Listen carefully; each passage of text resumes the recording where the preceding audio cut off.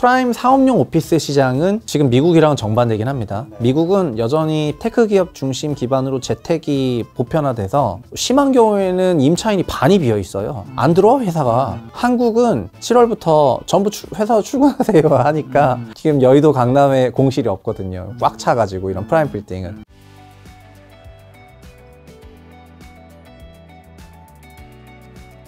자, 이번에 주간 시책에서 똘똘한 두 채와 뉴스테이가 의미하는 것이라는 또 파트도 있는데, 똘똘한 한 채 이후 정부 정책의 변화는 좀 어떤 변화가 있고 부동산 시장에 그건 어떤 변화를 좀 가져왔을까요? 현재 윤 정부의 부동산 정책들이 결국은 정책의 골자일 수밖에 없는데요. 문재인 정부 시대의 부동산 정책은 똘똘한 한 채로 요약이 되잖아요. 근데 박근혜 정부 때 부동산 정책은 그건 뭐였을까요? 주택임대 사업자를 하라 이거였어요. 그게 문재인 정부 초반에는 승계가 되었었다가 다주택자를 규제하면서 똘똘한 채로 전환이 된 거죠. 이번 정부는 그 박근혜 정부처럼 주택임대 사업자 제도를 살리고 싶은 생각이 있긴 있는데, 근데 그거는 또 입법해야 되고 뭐 해야 되고 뭐 하니까 국회에서 항상 어렵고요. 다만 현 정부의 컨셉은 이런 거예요. 종전 문재인 정부 때 그 똘똘한 채는 어떤 의미에서 약간 와전이 된 게 있는데, 어떻게 와전됐냐면은 마포에 두 채 있어서 종합부동산세를 내는 다주택자, 그러니까 주택 수로만 그 주택이 많다 적다 투기적이다 아니다 판단을 해버리니까 그냥 마포에 한 채 있고 지방 소도시 한 채 있어서 2주택자가 됐는데 다주택자가 돼가지고 세금상에서 불이익을 받는 경우나, 왜냐면 저쪽은 한 채인데 훨씬 비싼 집을 갖고 있거나 아니면은 280채인데 다 주택임대사업자를 등록해서 종부세를 아예 안 내는 가구가 있는데, 그러니까 가액 기준이라는, 그러니까 부동산을 많이 갖고 있다는 게 부동산 자산 규모가 크다는 거가 우리의 상식인데, 이전 정부에서는 부동산이 두 채, 세 채, 네 채면은 지방에 있는 작은 집이 있어도 넌 다주택자 이러면서 규제를 해버려서 그 부분에서 좀 형평성이 훼손된 게 있었잖아요. 그래서 지금 새 정부는 그 채수 기준으로 막 규제하려는 그런 프레임은 버리려고 하는 것 같고요. 얼마 전에 심기영 교수도 국토연구원으로 갔는데 가액 기준의 그런 접근법을 하려는 큰 방향성을 가지고 있거든요. 그러면 가액 기준으로 접근하게 된다면 그때는 채수가 중요한 게 아니고요. 부동산 자산의 총합이 얼마냐 이런 판단을 하게 되는 거니까 보유세나 이런 세금도 다 그거 기반으로, 취득세도 그렇고 바뀔 거라고 생각을 하고, 그래서 이제는 똘똘한 한 채가 아니라 1차적으로 바뀐 거는 두 채까지는 아무런 세제 부담이 없도록 세팅을 다 해놨어요. 그러니까는 이게 비싼 집 두 채를 사라 뭐 이런 게 아니고요.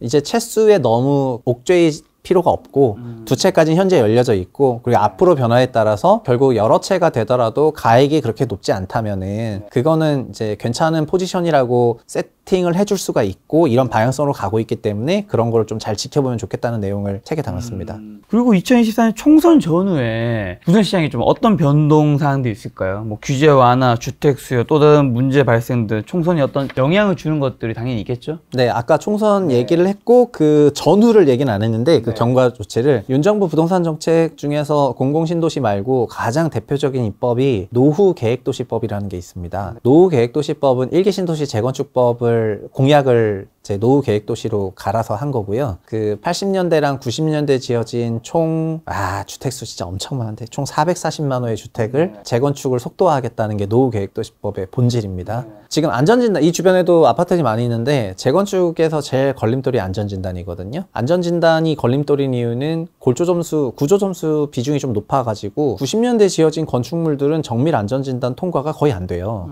그냥 너무 새 거라는 거예요, 구조적으로는. 근데 그거를 올해 1월에 구조점수 비중을 30으로 낮췄지만 그럼에도 불구하고 통과가 잘 안 되다 보니까 현 정부에서는 안전진단을 면제해주고 싶어 하고요. 안전진단을 면제해야지 얘네들이 다 재건축을 하겠다, 이런 생각이고, 그럼 면제하려고 하다 보니까 그러면은 면제를 해줄게 대신에 이주대책도 만들어가지고 했으면 좋겠다라고 해서 이 법이 이제 발의가 됐거든요. 만약에 노후계획도시법이 통과된다고 해볼게요. 그러면 그 얘기는 뭐냐면은 갑자기 80년대 지어진 아파트 85년, 88년 아파트 80만 채, 91년, 95년 아파트 160만 채, 180만 채 합쳐서 260만 채가 다 재건축 후보지가 돼요. 근데 우리나라는 재건축 1년에 넷으로 10만 호 넘어본 적이 거의 없는데 260만 호가 동시에 막 나부터 할게요 이러면서 막 밀려오면은 조그만 상가에 중국 6호들 다 오는 거랑 똑같은 그런 거니까 줄을 서시오 해야 되지 않습니까? 그 정도로 몰려온다면 그럼 여기서 어떤 게 되냐면은 이제 그런 주택들이 다 신축화되는 과정을 거칠 것이고, 동시에 재건축되는 3년 동안은 엄청난 멸실이 있다는 얘기고,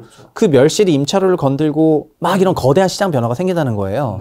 그래서 이 법이 갖고 올 파장은 너무나 큰데 발의를 했는데 통과가 영원히 안 될 것 같다. 그럼 어떻게 되냐면은 지금 일기 신도시에 몽실몽실 올라오고 있는 그런 재건축에 대한 기대감들이 사라진다는 얘기가 되는 거잖아요. 반대로 그 반대급부로 현재 신축들이 좀 더 각광받겠죠? 아, 그러면은 이 이후에 새 아파트들이 많이 안 올라오니까 그냥 지금 신축들, 신축 메타가 좀 오래 가겠구나. 그래서 시장이 되게 달라질 수 있는 그런 환경인데 법 하나만 해도 이 정도이기 때문에 총선 전후로 현 정부의 주요한 법률들이 어떤 게 통과되고 안 되고 어떤 형태로 되고 안 되고에 따라서 메타가 달라질 수가 있는 거예요. 그래서 그 메타 변화를 체크하기 위해서는 선거를 꼭 결과를 봐야지 될 것 같고 그래서 그 메타 불확실성이 있다.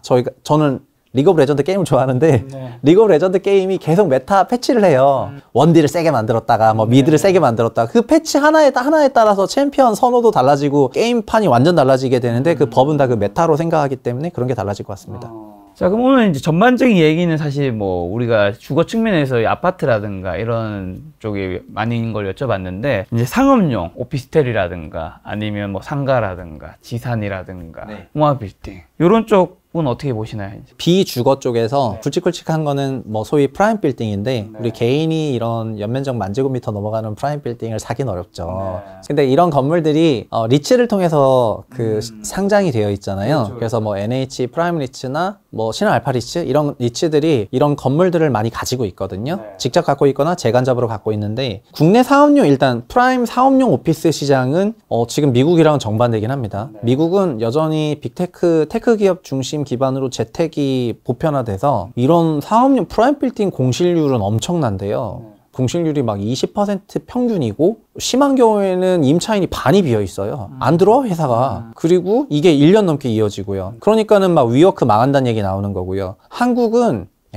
진짜 대단한 게 7월부터 전부 회사 출근하세요 하니까 지금 여의도 강남에 공실이 없거든요. 꽉 차가지고 이런 프라임 빌딩은. 그래서 이런 프라임 빌딩의 업황이 한국과 미국이 아주 다른데 글로벌 매크로는 똑같다 보니까 가격은 다 같이 빠져서 그래서 이런 프라임 빌딩을 편입하고 있는 저는 국내 순수 오피스 리츠는 그래서 배당 수익률이 높아져 버렸죠. 리츠는 5,000원이 기준 가액인데, 상장할 때. 근데 지금 4,000원이라면은, 1,000원짜리 건물을 내가 샀는데, 이 건물을 800억이라고 시장이 평가를 하고 있는 거고요. 실제로 이 건물 시장 가치는 보통 1,500억인 경우가 많아요. 그러니까 1,500억짜리 건물을 갖고 있는데, 1,000억짜리일 때는 뭐, 예를 들면 40원 줬는데, 이게 1,500억이 되는 임차료를 소화하니까 이제 한 60원 줄 수 있는 상황이 됐는데, 건물 가격을 800원이라고 계산을 해버리니까, 갑자기 배당 수익률이 4%짜리가 60원에 800원 돼버리니까 7% 돼버리는 거예요. 7에서 8%. 그래서 7에서 8% 준다 그러면 그거 계속 줄 수 있어 막 이러고 있는데 가격이 800원이니까 이제 그 숫자가 나오는 거고 실제로 1,500원에 맞춰서 4%니까 그게 벌리는 거거든요. 그래서 한국 리츠가 지금 배당주로서 그리고 뭔가 주가가 재평가 될 수 있는 포텐셜도 있다고 생각해서 다만 시총이 작아서 제가 좀 아쉽다는 생각이 뿐이지만 프라임 빌딩 그렇게 돼 있고요. 미국은 이제 프라임 빌딩들 오피스 다 망하고 있죠. 그래서 거의 붕괴 직전이고. 그리고 이런 소위 고가 자산이 아니라 꼬마 빌딩부터 소위 개인이 취득할 수 있는 이런 수익성 부동산 같은 경우에는 좋은 업황이 없습니다. 사실상.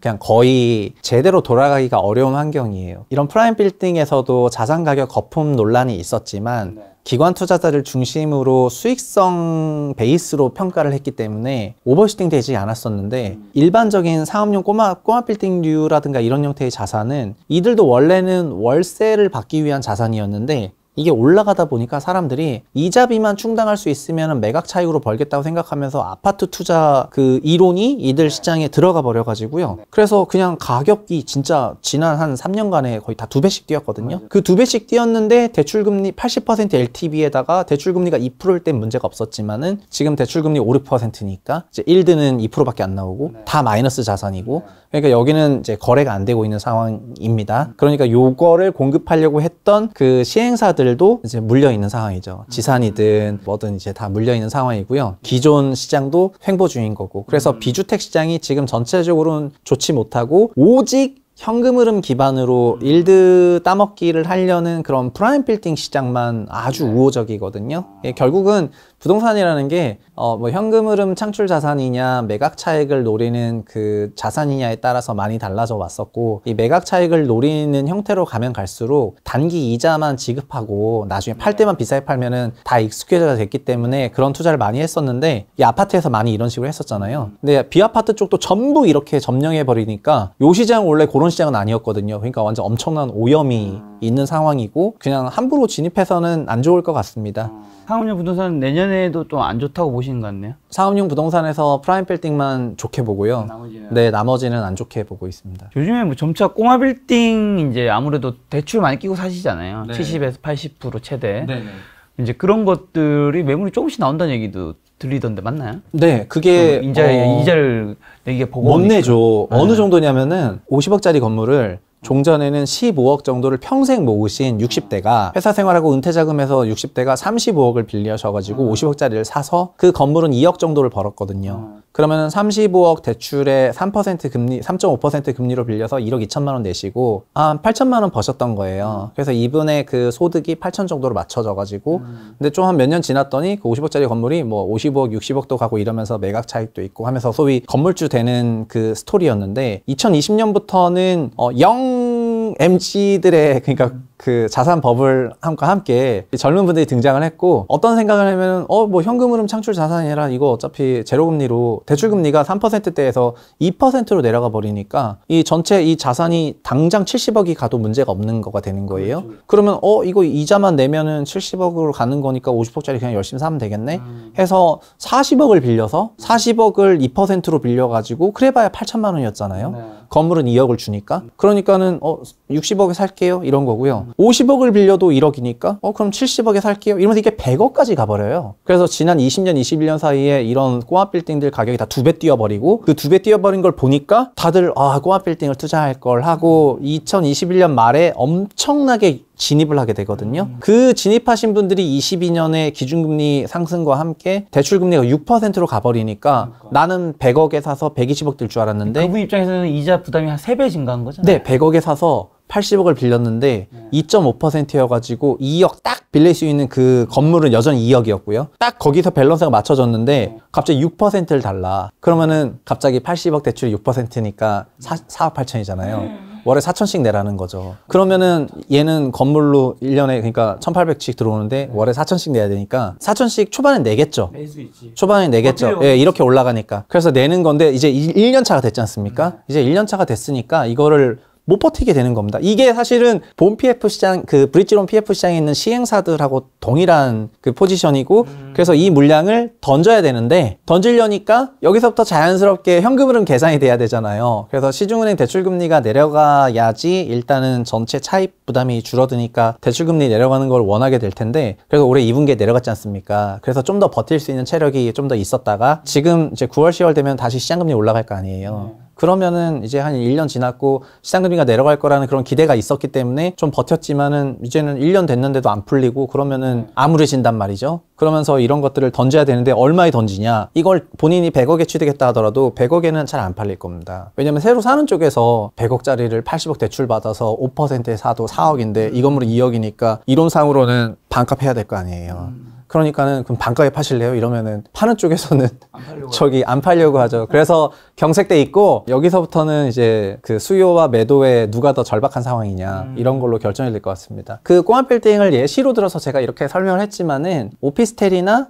지식산업센터나 22년 이후에 진행됐던 많은 수익형 부동산들이 이런 환경에 놓여져 있어서 그 전에 21년 이전의 환경이랑 22년 이후의 환경은 많이 다르다고 생각을 하고 있습니다. 만약에 그런 쪽에 관심 있는 분들은 급하게 살 필요는 없겠네요. 매매 가격의 조정폭이 클 수 있으니까 뭐 그거를 본인이 잘 조달할 수 있는 환경이면은 이런 거를 잘 응용하시면 될 것 같습니다. 알겠습니다. 오늘 이제 머니트렌드 2024 이제 작가님 신간 요책을 토대로 여러 가지 이야기 들어봤는데요. 지금 같은 상황에서 이제 부동산 투자 전략 및 마인드 한 번만 주고 정리하고 가신다면요. 네, 그 부동산이라는 게 주거의 일부이기도 하다 보니까 그 자가 주거가 주는 안정성이라는 게 사실 굉장히 높은 부분이라고 생각을 하거든요. 그런데 어느 순간부터는 부동산이 투자 자산으로서 매우 각광받게 되면서 자기가 살지도 않을 건데 전세 끼고 사두고 이제 투자로만 계속 보유한다거나 하면서 그 시장에 뭔가 너무나 그 주거의 그 가치가 많이 훼손이 된 것 같아요. 저는 자가 1주택이 있으면은 그건 정말 좋기는 하거든요.